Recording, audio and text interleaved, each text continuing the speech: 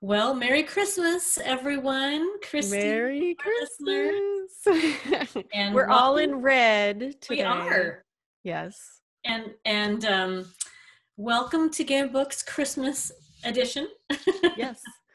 Actually coming out on Christmas Day, which is Yeah, so we're not really recording on Christmas right now, but we're feeling like Christmas because we got our red on, we got our lights up, and it's cold out, it's very chilly, and we have Christmas wine. and we do. I'm showing everybody this beautiful label. Yes. So, um, It's yeah, red. It's just a beautiful red with swirls around it. It looks very Christmassy. it's very Christmassy. I think it'd be a really nice gift wine if you were ever to actually visit someone and bring them a gift wine. But we are today to discuss all things Christmas. We are enjoying Cupcake Vineyards Red Velvet. Yes. And I mean, you could gift yourself. This is a good economical little wine. It is a good, yeah, it's a good price point. You picked it out, Kathy. What made you decide to pick it? Was it the beautiful label? It was the label. And we've had cupcake wine before, and I buy cupcake wine on a regular basis for my house and for my own enjoyment. But I saw this label and I thought, oh, that's perfect for our Christmas edition. Well, it's even more perfect than you thought, because then when I looked up the tasting notes, Yes, which are my favorite thing. well, their big thing on their website is flavors of mocha, blackberry, and chocolate pairs with staying in on a Friday night. Oh, that's perfect for this Christmas. I know, Clearly. but let's taste it, because it's supposed to be notes of cherry, blackberry, chocolate, and mocha that fill the palate, while soft hints of vanilla and toasted oak lead to an intense and lengthy finish. Cheers. Mm. Sorry, I was sipping. I can't cheers and sip at the same time. I just had to taste it because I love that chocolate mocha accent. You do like the chocolate. And I can tell you, this is tasty. It's this a nice is a one. good little sippy by the fire. When it said red velvet, I was like, oh, is it going to be sweet? Because I don't care for the sweet wines. You and I both, thankfully, thank God we agree on wines. I know, right? What if like one of us liked, a really sweet wine, and the other one was like, no. Yeah, we'd be like, okay, we're drinking different stuff. That's it. Oh, I was thinking podcast career over, but you're right. Yeah. There you go. There you go. And another thing that we like is books, of course. We do. So, for Christmas, we also, we actually went out of our kind of comfort zone. We did. But it's a comfortable thing that we went into, because it's the cozy mystery. So it's very comfortable and cozy. The whole cozy mystery world is just having a boom, I would say, because everybody in the world is reading them or watching them on Hallmark, right? Right. And I mean, these writers are so prolific, and they do series. So you find one person you like, and you got something to read just about, every other day, if you can read fast or whatever. Well, they're usually not as long as the thrillers. No, so. This one's no, mine's no. But I can see as a reader, if you found an author and a series you liked, there is huge comfort in finding that and just diving in deep. Mm-hmm. And that's what they do. So tell us what you have for your cozy mystery. Well, I chose Mrs. Morris and the Ghost of Christmas Past. And this is by Traci Wilton. Oh. As you can see, the cover is a typical cozy cover, which is almost the scene I wanted to show today, with my fake fireplace and my fake cat next to my tree. Because on the front, there's a Christmas tree, a cat, and the fireplace. Very much a cozy cover, yeah. Yes. But as with most cozies, even though this is Christmassy, it says in small print, there's nothing merry about murder. So there's a murder, and there's a ghost. And this is a series as well, but this is not all Christmas series. So this is, I think, the third so far. And so this was written by a duo, Tracy Hall and Patricia Wilton. And I met Tracy through you. Yes. We had her on she was one of our earliest, if not our first Corks in I Conversation. think she was our first Corks in Conversation. And as a matter of fact, we did it together in Florida at your kitchen table. I know. It was so much fun. It was. She's such a delight. Yes. And so she writes in several different, she's also a romance writer. Mm-hmm. And, but she does this, and this got picked up, and this is an awesome little series for her and Traci Wilton. And sometime we'll have to talk to them over a glass of wine and find out how they do it. I know. Because we always like when there's two authors together. We find that very fascinating. Yeah, it balances us. Well, it's interesting. I think just doing this podcast together from afar is really interesting. But we have run into so many writing duos over the last few years. Yep. And we always say, that sounds so interesting. I know. So what book did you choose? So I chose Kathi Daley is an author that I have known about for a long time. I'm holding this up. This is Holiday Hostage. And it is, yes, it is, and also look, there's a puppy on the cover of this. Oh, I have a fake dog too that I could put it. I do have weird fake animals. That's what happens when you have allergies and things. Yeah. So this is a very, so Holiday Hostage is I think it's the 31st in one of her series, the Zoe Donovan series. And Zoe, throughout the series, has gotten married, and so this one deals with she and her husband. Okay, how many different series does she have? Okay, so I think it's 13. Oh my gosh! I think. How old is she? Is she like 90? How can she have written this many books? She's not 90. Well, come on! How can you write that many books? I have not had. Well, she's written well over 100 books. Oh my gosh! I know, and I think this is the most prolific of the series. A lot of writers, and we consider them prolific, write one a year. So that may mean that she would be over 100. She'd have to be like 100. I have not had the pleasure of meeting Kathi, and I would love to meet her sometime. Okay. She lives in Lake Tahoe, which I would love to know more about. I've never visited. Have you ever visited Lake Tahoe? I don't think so. I can't remember. You've traveled too much if you have to I've traveled a lot by car, and I'm trying to think, and I don't think I did, but remember we had that book that was located there? So that's why I'm thinking in my head. Pretty Things. Yeah, Pretty Things is located there. I just think it sounds like such a cool area. Anyway, she lives there, and now this book copy says 75 in print, but I know it's more than that now. Because if you go to her website, she has all kinds of ways to figure out where you're at in the Kathi Daley reading log. Oh, wow. And so she even has a Christmas page. Okay, so all you cozy people out there, our listeners who like mystery, but maybe don't like the serial killers as much, this is for you. Go get some cozies, read them during the holidays, because honestly, that's the best time. You're not supposed to be out and about anyway. That's right. Stay home and read. So stay home and read. And you could also stay home and watch movies. Well, this is true. Yes. In fact, I just watched a new movie the other night. What'd you watch? I watched a movie called, oh gosh, now I got to try to remember what the name of it was. Oh, Godmothered. It was on Disney Plus. Godmothered. Mothered, like God, like I've been godmothered, man. Yeah, I got it. Yeah, okay. And it's kind of like it's a family movie for the holidays, and perfect. it stars Jillian Bell and Isla Fisher. Isla Fisher. Oh, I love her.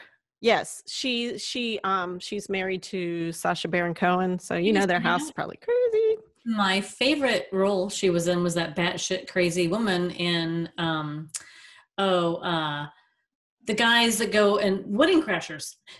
Oh yeah! Oh my gosh, that was her. That's right. Oh my god, that was so funny. My favorite role. She was so funny. I always get her mixed up with Amy Adams. Oh yeah, I can. I mean, I was convinced they were related. for the longest time because they look so much alike, I think. And they play a lot of similar roles. In fact, this movie, Godmother, now that's not the similar role, but it's a similar type movie to Enchanted, which is with Amy Adams. So Amy Adams comes Are you sure, Christy? into New York as a fairy princess. And in this one, Jillian Bell comes into Boston as a fairy godmother. Well, that is pretty similar. And so, yeah, and it's the similar kind of things, but otherwise it's different, obviously. But they're different humans. But they're always, there's princes involved, and there it's a bunch of different storylines involving Isla Fisher, or her Amy character. Yeah, whatever. We'll make them talk to us because Isla has an English accent, and Amy, I believe, is American. I'm afraid I don't know. I wish I did, but I don't. I know. And see, in the movies, they fake it either way. So you never know. Probably Amy's been talking English in the movies and she's American in real life, and the other way around with Isla Fisher. So, okay, I'm seeing like there's to be like a whole comedy sketch between those two about because I have seen something like this with like two actors that are always confused for each other, and they did a Saturday Night Live skit. Anyway. Oh yeah, and this would be perfect, see, because then you could take like one could be like, the godmother, one could be the fairy godmother, whatever. But anyway, yeah, so it was a cute movie. I think it was a very cute movie for the family, and put on my list. Yeah. It is nice to have something. I did cry a few times. I don't know, I get emotional at commercials, so whatever. Yeah. Well, I just watched a new Christmas movie as well last weekend with my family. And it was The Happiest Season. It's on Hulu right now. It's streaming on Hulu. And it is really good. It has got one of my favorite actors in it, Daniel Levy from Schitt's Creek. Oh, yeah. And so I pretty much will just follow him and watch whatever he's in. And so when I heard he was watching... So is it a comedy? It is. It's one of those delicious... Like, my favorite holiday movies are the... family is fairly disastrous, but then they, find a way through. Right. I mean, those are my favorites when it's just so painful to watch, but yet it's everyone's family. I don't know why I like those, but I do. And but it's a very, very good movie. And he doesn't have a huge role in it, but he's kind of the confidant from the main character. But it's really, really a good Christmas movie, and everybody in my family liked it, watched it. So good. Yeah. And that's a Hulu. Hulu has originals too. Yeah. Gosh, everything's out everywhere. We don't know because can't go to the movie theaters. So this is the best way, though. It's kind of fun. Yeah, I kind of have the rule that anybody can stream whatever service they want since we're all home, and that's what I'm like, whatever. I just steal it for my kids, their passwords and things. Well, that's refreshing because it's the exact opposite in my house. But I do love those. I love those movies where there's just pain, painful interactions, and then they're really funny. The Family Stone is a really good,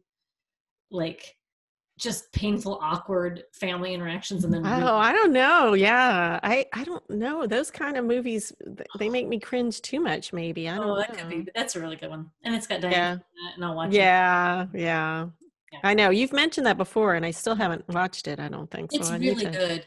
My husband and I had gotten kind of a hankering to watch it earlier in November. My daughter about had a conniption because she has a firm rule that you do not watch Christmas movies until after Thanksgiving. Oh, that's so funny. Yeah. So, well, I've always been like Miracle on 34th Street, that kind of movie, So, but I like them all. I have a bad confession to make. What? I've never seen all of Miracle on 34th Street. Oh my gosh. Are you kidding me? No, you have to. You have to watch one version or the other. They're both really good. Oh, they're so good. I've seen pieces enough to know what's going on every year. But in the newer one, which is now probably 20 years old, I don't know. The main guy, the actor who plays him, he's so cute. Gotta watch this movie, man. Well, I've had my confession, so now I feel really relieved. Okay, so what about the movie? I think it's Love Actually. Okay, I'm a fan. Yeah, and that's a Christmas movie. I love that movie, and As a matter of fact, it was playing just the other day, and I had it on. Mm-hmm. And the last scene at the airport where Hugh Grant is, talking about people at the airport are never, disagreeable. I weep every time. Oh, and well, you know what? That movie also features like what I consider maybe my favorite Christmas song, which is All I Want for Christmas Is You. Oh, remember when the girl goes, and you, and the boy at the drums is like, oh, that was so cute. It was adorable. I know. He was, he's grown up now. Well, I would imagine it's been 20 years. He's in that series that's that, oh gosh, what's the name of it? I just watched it, and it was about the chess players. Queen's Gambit. Yes, I haven't started that. I want to. Oh, that's good. Yeah, and he plays a character in there. He still looks the same, only he has like a mustache. It's funny. That's how I know it was him. I was like, oh my gosh, that's the same guy. I'm pretty sure it could be somebody just like Amy Adams and Isla Fisher. They could just be lookalikes, but I'm pretty sure it's the same guy. I can't remember what I was going to say. I don't know. We're talking about Christmas songs. Our sound engineer just gave us a update. Huh? Our sound engineer gave us an update. Oh, he said it is the same actor. Well, nice to have him do research. I know. I know what I was going to say. Last year, I believe it was the 25th anniversary of Love Actually, and they did a little redo. Oh, with people kind of showing up again. Wow, 25 really years. Good. Yeah. Well, the song "All I Want for Christmas Is You" came out 26 years ago. Really? So they were using what was considered a new song at that time then. I know. I didn't realize that, but yeah, it was pretty new. It was like, it must have been the second season or something, or right after. And I mean, that has been a top Christmas song every single year since then.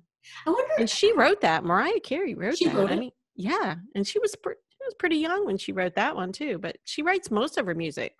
She's just got a memoir came out along the lines of books. If we jump back to books, she has The Meaning of Mariah Carey just came out, and apparently it's really good because she started really young.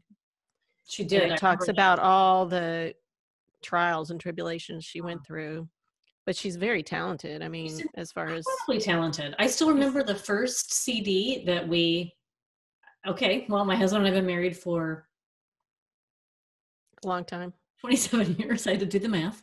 And he had her original CD. I think it was her original CD. And we played that for, we probably still have it somewhere. Right. I know. I think I have. A CD, for folks who don't know, it's a round disc that you could put into a machine that would play music. But she has the most number-one singles of any solo artist ever. She wouldn't have to do anything. And she wrote them. I know. Because she wrote that. Think of her royalties. Like, she's just. Oh my gosh. I know. Every Christmas, she's like, I'm so festive because I'm making money on this. Is that your favorite Christmas song, Christy? Is that why? Because I think so, yeah. Is it really? Well, it's really hard to say, but yeah, it's a peppy song and I like it. And it reminds me of. You sound like you're 950 years old. That's a peppy song. Well, obviously, I'm not the only one who likes it because it is like a number one song every year. So there's a lot of us peppy people out there. I'm wearing my, 1980s jacket, the only red thing I could find in the closet. So I'm being very peppy. Very peppy. And can we just talk about what you're wearing besides your jacket? Christy has a new haircut, everybody. Yes. You need to go onto YouTube and watch this just to see her cute new hair. Actually, Connor, will you take a picture of us so we can use this? Okay, here. Let's smile, Christy. Okay. Anyway, I love your new haircut. I think it is awesome. Thank you. It's something to get used to. It's shortest since I was born, probably. And so I don't think you came out with that much hair. No, that's the only time it's been shorter than this, I guess. I'm gonna have to I look. might have. You don't know. My kids came out with a lot of hair, but I'm gonna have to look. But I had told you that there's a quote from Coco Chanel that says a woman who's gonna cut her hair dramatically is about to change her life. I know. I love that. So all right. Change is coming. Yeah. It's exactly. The end of 2020. That's all I can say. Happy day. Oh man, that's for sure. Yeah. Okay, so listen, speaking of, you mentioned Mariah Carey, she's a book out. I really do like Christmas music a lot. And I listen to a lot of the same stuff every year, but I'm trying to add, the new stuff to my collection. And this year I just downloaded Dolly Parton has a new Christmas CD out. Oh, there you go. She's another good one. Dolly Christmas. She's very peppy too. She is very peppy. That woman, she's got a bunch of new things. She had a Christmas special. She's another amazingly talented person. She writes, you know how many songs she's written in her life? Like 500 songs. It is amazing. She gets up at 3 a.m., Christy. 3 Well, what time does she go to bed? I don't know. Oh, she only needs like, I don't know, 4 or 5 hours of sleep, or 3 or 4 hours. Oh, that's disgusting. I know, it really is irritating. But she gets up and does her morning routine, and I find her to be endlessly fascinating. Yeah, she is. She's so, she plays the role of Dolly, but she's so smart, and she's so gifted songwriting, and she's done that Imagination Library where she gives books away. See, it all comes back to books. Right. But yeah, I do like Christmas music. And a lot of them are, I like Bruce Springsteen. I like Bon Jovi. I like Tom Petty. They all have Christmas songs. Those are my go-to ones. But if I want to get peppy, then I'm going to go with Mariah Carey. That'll be the one that starts out the party. And then from there, I can go and listen to all the other ones. How's that? I do like kind of a, I love the peppy songs too. And I like when artists make music. But I also kind of like the mournful, reflective songs. And I love, my favorite song, actually Christmas song, is by Sting, and it's called Gabriel's Message, and it is just so good. So I'll have to listen to that, because I guess most of mine have been in the I like the rock genre, but they're not like they're a little bit rock and roll. Yeah. Well, I would say probably James Taylor is he's my favorite. Oh yeah, of course. We love him too. We could go on all day, because honestly, love James Taylor. Love. And his Christmas. Well, awesome. I love him more. Okay, fine. You can have him. The whole Carolina thing going there. Yeah, I get that. I totally get that. I'm sure his but yeah. Anyway.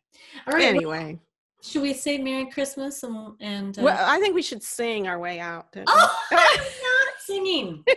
I'm not either. I'm just kidding. You want to do peppy singing? I haven't had enough wine. No. We have to, this podcast would have to go on a lot longer for us to be able to sing at the end. Anyway, it has been fun, Kathi. I wish that we were in the same place. I mean, Christmas is such a normally wonderful get-together time, and it's a little quiet this year, so that's why we're going to blare the peppy music and that's why turn on the Christmas movies at the same time, and read at the same time, right? Yeah, books, music, and Zoom, TV, and Zoom, and podcasts are so important. Cheers. Yeah. Cheers. Love you. Love you.